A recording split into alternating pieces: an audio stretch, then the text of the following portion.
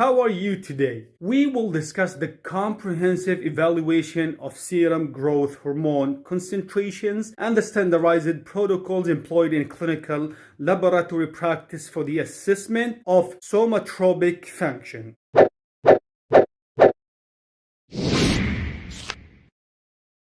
Prior to specimen collection, adherence to pre-analytical standards is essential for diagnostic accuracy. The patient must observe a minimum fasting period of 10 to 12 hours, with strict avoidance of physical exertion during this interval. Additionally, we recommend a 30-minute period of supine rest immediately preceding venipuncture to minimize stress-induced fluctuations in growth hormone secretion. Specimen collection should be performed in the early morning hours, ideally between 8 to 9 hours, to account for circadian rhythm of growth hormone release. Multiple pharmacological agents significantly alter growth hormone concentrations and must be documented in the patient's clinical history. Medications that elevate growth hormone levels include amphetamines. Estrogens include oral contraceptives, histamine 2 receptor antagonists, and insulin. These substances should be noted and were clinically visible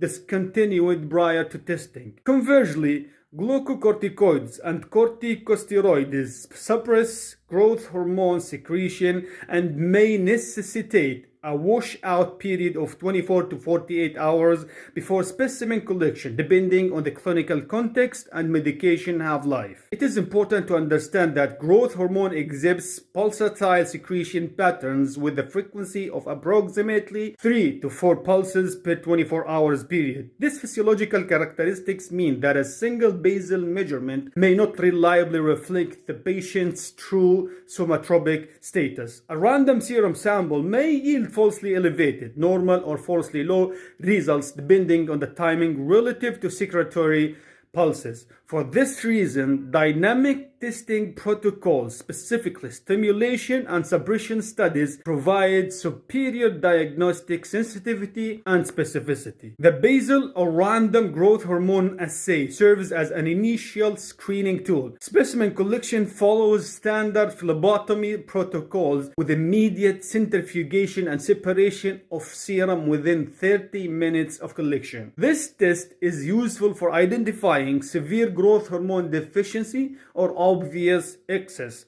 However, it has limited utility in the diagnosis of partial deficiency or mild excess due to the pulsatile nature of hormone secretion. When basal measurements are equivocal or clinical suspicion remains high, dynamic stimulation testing is indicated. Clonidine stimulation test. This is the most commonly employed stimulation protocol in clinical practice. Following a 10 to 12 hours fast, the patient receives an oral dose of clonidine hydrochloride at 0.515 milligrams under direct medical supervision. Clonidine acts as an alpha-2 adrenergic agonist, stimulating growth hormone release via central adrenergic pathways. Blood samples are collected at baseline time 0 immediately prior to drug administration and at 30, 60, 90, and 120 minutes post-administration. Systematic blood pressure must be monitored at 60 and 120 minutes, as clonidine may cause transient hypotension. For result interpretation, a normal peak response is defined as a serum growth hormone concentration exceeding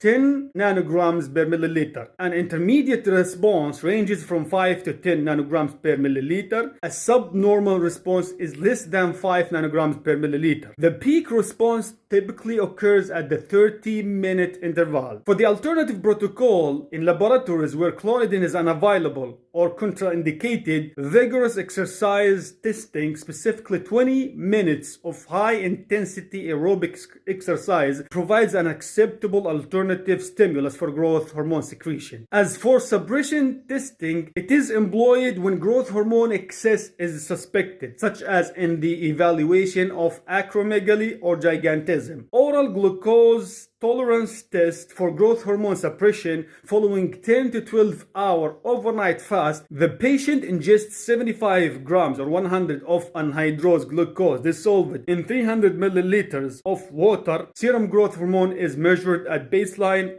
and at 120 minutes post-glucose administration. In healthy individuals, glucose suppresses growth hormone secretion through hyperglycemia-induced inhibition of growth hormone-releasing hormone. A normal suppressed level is less than or equal to 1 nanogram per milliliter, though some laboratories use an upper limit of 2 nanograms per milliliter depending on assay methodology. Failure to suppress growth hormone below these thresholds is consistent with growth hormone excess and warrants further investigation. An alternative assay, serum insulin-like growth factor 1 or IGF-1, represents the primary mediator for growth hormones' anabolic effects and serves as an excellent marker of integrated growth hormone secretion over time. Unlike growth hormone, which exhibits marked pulsatile variation, IGF-1 concentrations remain relatively stable throughout the 24-hour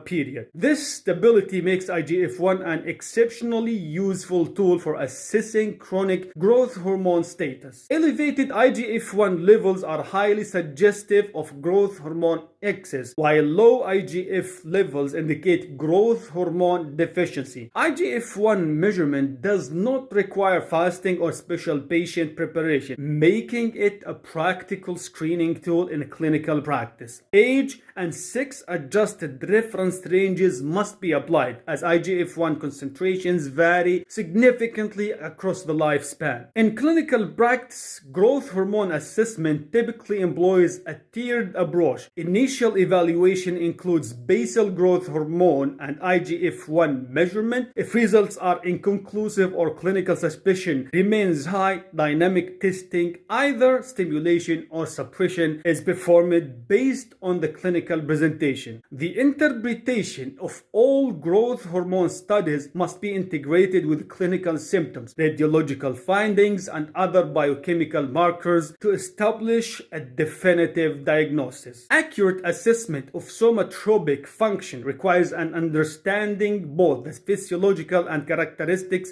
of growth hormone secretion and the technical requirements of laboratory testing. Adherence to standardized protocols ensures diagnostic reliability and optimal patient care. Thank you. It was Mahmoud. Al-Mghir be with you. Please make dua for my parents and have a nice one.